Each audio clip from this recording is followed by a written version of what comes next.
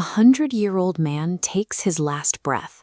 As soon as the body goes cold, Leonardo da Vinci steps out of the shadows, pulls out a blade, and slices the corpse open by the light of a single candle. He removes the internal organs and immediately begins cataloging his findings. To ensure these observations remain private, he writes every word backward, from right to left, forcing a reader to use a mirror to decipher the text. 60 years later, a sculptor named Pompeo Leone purchased 13,000 of these scattered, out-of-order pages. He eventually bound them into two massive volumes, known today as the Codex Atlanticus and the Codex Arundel.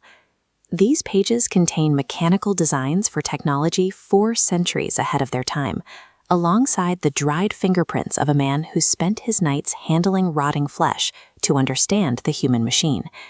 These volumes were more than a collection of sketches.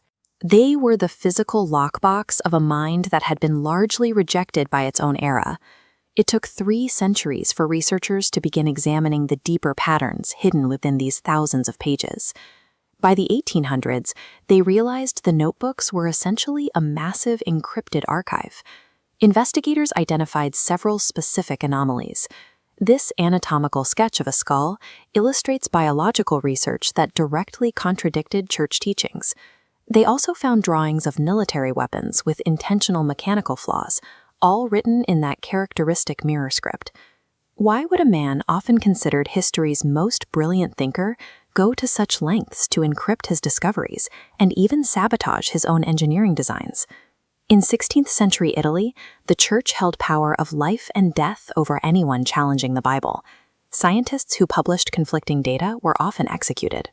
Giordano Bruno, who claimed the Earth was not the center of the solar system, was eventually burned alive for his discovery.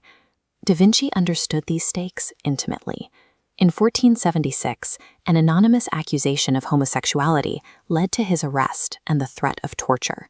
Though he avoided conviction, public shame essentially ended his life as a member of conventional society. Rather than attempting to fit back into that world, Leonardo retreated into observation.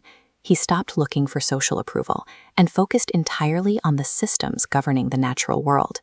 To survive, he began hiding his true investigations inside his notebooks.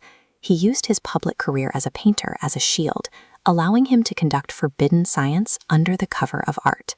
In 1489, this led to an illegal underground operation. Da Vinci began sneaking into graveyards at night to smuggle out fresh human corpses for dissection. He scooped out the brain tissue to map the internal structures of the skull.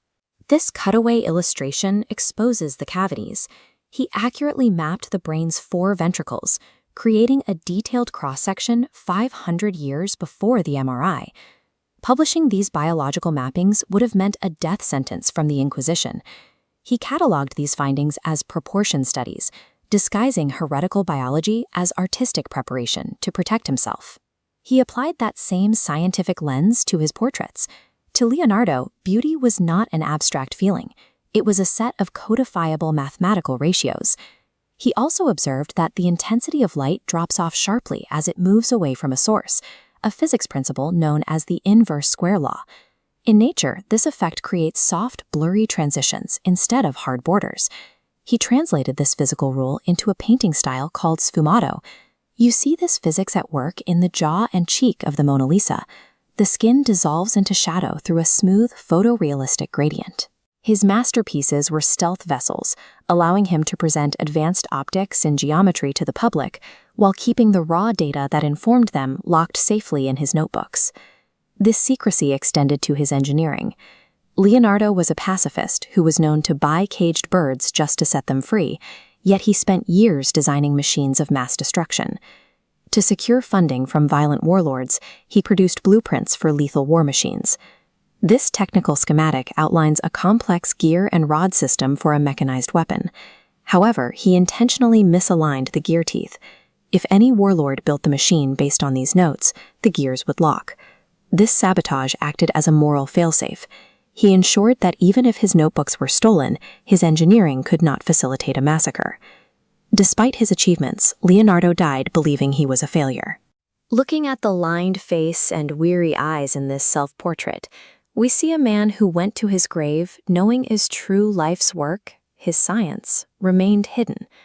The knowledge in those pages could have moved human technology forward by centuries, but it was held back by the dangers of the era he was born into. His notebooks were a cryptographic vault for a future the world wasn't ready for. Art was the only safe vehicle he had to smuggle that knowledge past the gatekeepers of the present.